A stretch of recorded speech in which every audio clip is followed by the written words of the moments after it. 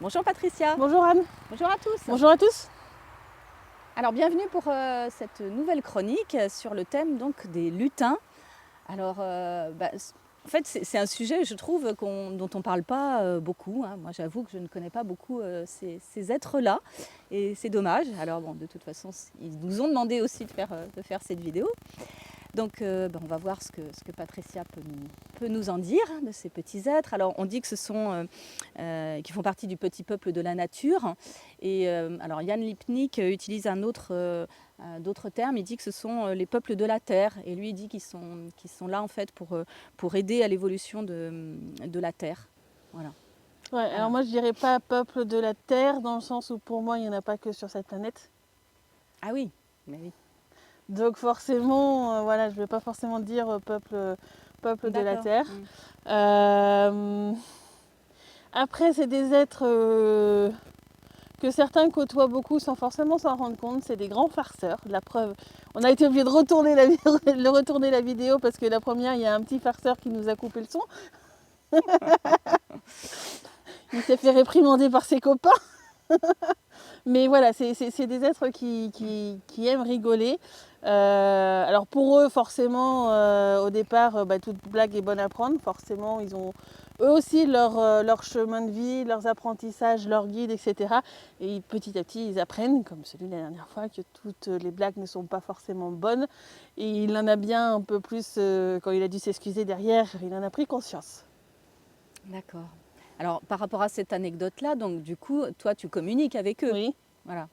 Alors moi, tu sais que ça m'intéresse toujours de communiquer. Je ne sais pas toujours bien le faire, mais on verra si on peut avoir la présence. Je sais qu'il y en a déjà. Il y en a qui sont là sur la vidéo pour ceux qui sont clairvoyants. Si vous voulez les voir, il faut se placer sur les plans Kopo, Toho, Koto, Ko-O. Et là, vous pourrez sûrement les voir sur la vidéo. Mais ouais, non, là, on a fait souvent des vidéos, voir rencontrer un dragon, parler avec un dragon, parler avec un phénix. Là, en fait, je me suis dit que ça valait pas forcément le coup de faire pour chaque être, parce que c'est un peu pareil. Donc je pense que de toute façon, beaucoup nous ont demandé, les elfes et autres, de faire fait aussi, etc., des vidéos.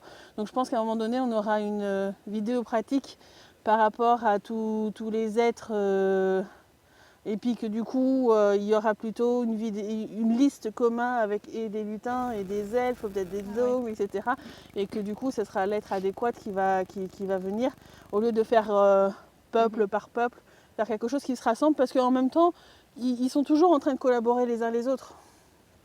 Chacun avec leur propre énergie, etc. Les lutins, c'est la joie. Ils sont là pour apporter la joie, d'où le fait qu'ils font beaucoup de blagues. C'est la joie. Et là, en décembre, ils sont très très très présents parce que c'est un mois de fête. Même dans le subtil, il y a des célébrations le soir de Noël, il y a plein de choses qui se font, on offre énormément de cadeaux, etc. C'est le moment où on fait le bilan de l'année, lien du coup avec la vidéo de la semaine dernière. Les guides vont faire le bilan, etc. Donc on fait tous les apprentissages qu'on a réussi, etc. Donc c'est vraiment un moment de fête, de passage aussi à l'année suivante, mais un moment de fête. Bon, ok. Alors, on va revenir sur les caractéristiques des lutins, mais je rebondis sur ce que tu as dit. Tu as parlé des elfes, des fées. Alors, effectivement, souvent, on associe les lutins aux autres êtres de la nature, les gnomes, les nains, etc., les trolls. Donc, ils se connaissent, tous ces peuples, et ils se rencontrent, ils font des choses ensemble. Alors après, il y a certains qui sont plus dans des régions particulières. Par exemple, les trolls sont beaucoup plus dans le nord, Norvège, etc. Tu vois. Peu dans nos régions, France, etc. Ils viendraient de manière exceptionnelle, mais bon, voilà, c'est pas vraiment leur région prédestinée. Donc en fin de compte, selon l'endroit où on est, il y a des différents peuples qui peuvent être là. Et ils se côtoient les uns les autres parce que, par exemple, au printemps, les lutins vont donner de la joie en voyant tous éclore, mais les fées et les elfes vont donner une énergie pour permettre l'éclosion. Donc en fait, c'est un ensemble, chacun va apporter sa petite pierre à la modification, aux différentes modifications qui doivent avoir lieu. Donc les lutins ont des actions ou des activités liées à la nature, c'est ça ? Oui. Ouais. Alors pas forcément à cette période-là de l'année, Ouais. plus au printemps et à l'été. Parce qu'ils doivent communiquer cette joie du vivant. D'accord. Et qui va bien avec l'énergie du printemps. Voilà. D'accord. Là, on est dans la joie, les célébrations de fin d'année. Mhm. Donc ils sont très présents aussi à ce moment-là. Ok. Et alors, à part qu'ils sont farceurs et qu'ils sont là pour apporter de la joie autour d'eux, qu'est-ce qu'ils ont d'autre comme caractéristiques, par exemple? Est-ce qu'ils vivent en famille? Comment ça se passe? Je dirais plutôt que c'est en groupe d'amis plutôt qu'en famille, à part quand ils sont très très jeunes. Ils peuvent changer d'ailleurs, les groupes d'amis peuvent changer assez facilement. Ils aiment bien ne pas être toujours au même endroit. Ah oui?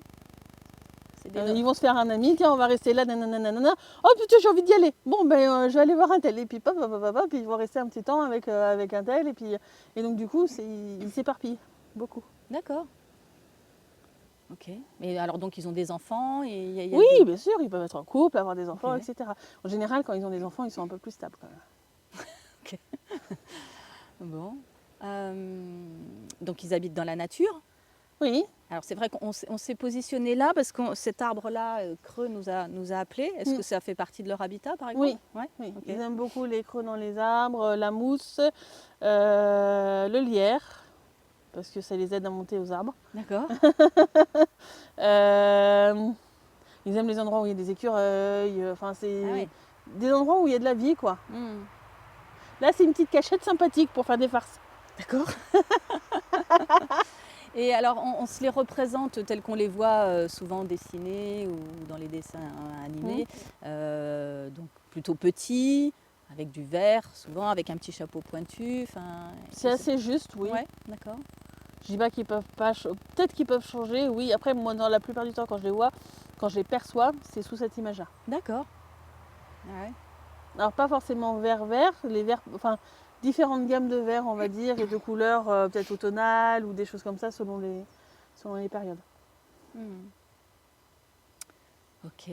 Et alors, quand je disais en introduction qu'on les côtoyait peu, enfin, en tout cas, moi, c'est l'image que j'en ai. Pourtant, ils sont présents. Alors, est-ce qu'ils sont présents dans nos jardins, par exemple, Oui, dans nos ils potagers? peuvent, oui. Ouais, ouais. Et est-ce qu'on peut les solliciter pour nous aider? C'est plutôt eux qui viendront Ouais. aux personnes que l'inverse. D'accord. Ils aiment beaucoup leur liberté. Ah ouais. Quand je te dis qu'ils vont d'un Ouais. côté à l'autre, etc., c'est avec cette liberté-là en fait. Ok. Et alors, j'imagine que c'est un peu comme si on a une ou des fées dans notre jardin. Comment on fait pour savoir si on a des lutins qui nous rendent visite? Posez-vous la question intérieurement, votre aide vous le Ouais. répondra. Ils nous laissent peut-être des indices quand même aussi Pas toujours. Non. Après, j'ai discuté des fois avec certains qui disaient tiens, c'est bizarre, j'ai une pierre qui a disparu, je l'ai retrouvée plus tard. Ou des trucs comme ça. Ça peut être eux, ils aiment bien ce genre de farce. Ah oui. Oui, c'est vrai qu'on dit ça en rigolant quand on a des objets qui disparaissent. C'est le lutin qui nous l'a dérobé. Il aime bien ce genre de farce. D'accord. Bon. Alors ça arrive que les objets réapparaissent, effectivement. D'accord. Ok. Et donc là, comme on tourne cette vidéo vraiment au moment de Noël, bon, c'est vrai que quand même à ce moment-là de l'année, on entend parler des lutins du Père Noël. Alors, est-ce que c'est une légende Alors, parce qu'on nous dit, donc c'est une légende islandaise, hein, il serait au nombre de 13 aussi, j'ai découvert ça. Donc, il préparerait pendant toute l'année les cadeaux avec le Père Noël, et puis le soir de Noël, il participerait à la distribution. Alors, c'est une légende, après des personnes type Père Noël. Pour moi, il n'y en a pas qu'un seul, il peut y en avoir plusieurs qui agissent sur d'autres plans que celui de la 3e densité. Ils ont différents êtres, dont des elfes, mais pas forcément que des elfes. Ah oui. Moins de ma connaissance. D'accord. Ok. Oui, c'est toujours très magique. Hein. Bon. Et donc en fait, cette vidéo, ça faisait déjà un petit moment qu'ils nous l'avaient demandé. Est-ce qu'ils ont quelque chose de particulier qu'ils voudraient nous dire? Ouais. Alors du coup, je vais faire un peu plus en canalisation. Oui. D'abord, il dit merci d'écouter la vidéo. C'est marrant parce que je change en même temps. Nous sommes très heureux de pouvoir communiquer avec vous de cette manière. On voulait vous faire à tous un cadeau, donc si vous êtes d'accord, et puis tenez. Donc chacun va avoir un petit cadeau, tous ceux qui regardent, etc. Moi, l'image que j'ai, c'est un peu une fleur qui danse. Voilà, qui va se loger dans votre être. Ceux qui communiquent avec le pendule, le oui, le non, etc., vous pouvez poser la question. Si vous voulez refuser le cadeau, vous pouvez aussi, hein, c'est comme vous le souhaitez. Il y a toujours le libre arbitre là-dessus. Voilà, il est en train de me dire, c'est vraiment fait avec amour et c'est pour vous apporter de la joie à l'intérieur de vous. Voilà. Et on s'excuse pour l'autre vidéo. Oui, alors on en rigole maintenant, mais c'est vrai que bon. C'est vrai que là, on était là, bon, faut tourner en urgence une autre vidéo. Mais voilà, en tous les cas, ils disent un grand merci et puis on vous rendra visite si chez vous c'est joyeux. Ah, Il y a plein de choses pour faire. S'il n'y a pas de quoi faire de la joie, ils vont pas venir. Par contre, s'il y a de quoi faire la joie, ils vont en rajouter en fait.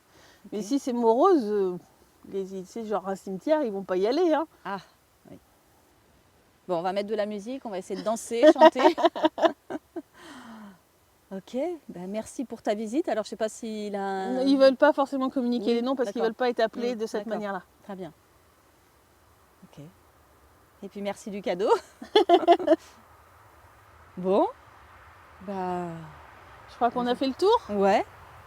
Non, c'est chouette, ça donne le sourire, effectivement. En plus, il fait beau aujourd'hui. On est bien.